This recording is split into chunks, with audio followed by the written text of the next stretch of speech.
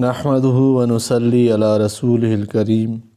اما بعد فاعوذ باللہ من الشیطان الرجیم بسم اللہ الرحمن الرحیم وحسبوا اور خیال کیا اللہ تکون فتنۃ کہ کچھ خرابی نہ ہوگی فعموا وصموا سو اندھے ہو گئے اور بہرے ثم تاب اللہ علیہم پھر اللہ متوجہ ہوا ان پر توبہ قبول کی ثم عموا وصموا پھر اندھے اور بہرے ہوئے کثیر منہم ان میں بہت واللہ بصیر بما یعملون اور اللہ دیکھتا ہے جو کچھ کرتے ہیں۔ اللہ تعالیٰ نے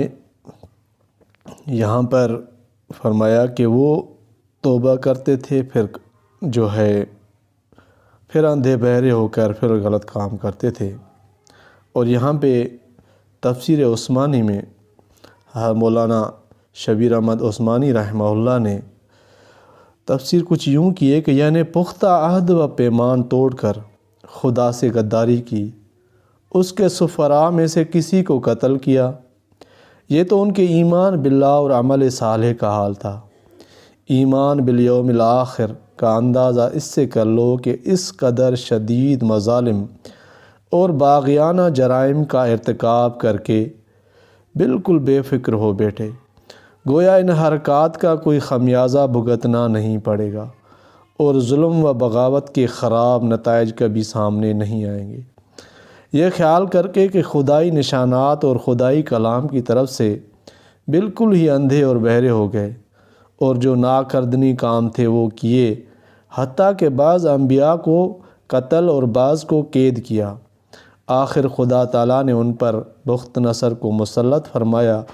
پھر ایک مدت دراز کے بعد بعض ملوک فارس نے بخت نصر کی قید ذلت و رسوائی سے چھڑا کر بابل سے بیت المقدس کو واپس کیا۔ اس وقت لوگوں نے توبہ کی اور اصلاح حال کی طرف متوجہ ہوئے۔ خدا نے توبہ قبول کی، لیکن کچھ زمانے کے بعد پھر وہی شرارتیں سوجھیں اور بالکل اندھے بہرے ہو کر حضرت زکریا اور حضرت یحییٰ علیہ السلام کے قتل کی جرات کی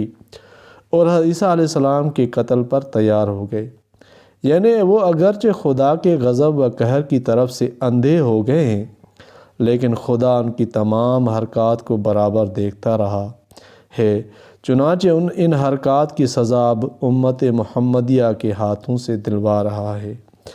اللہ تعالیٰ قرآن پاک کو سمجھنے اور عمل کرنے کی توفیق عطا فرمائے، آمین یا رب العالمین۔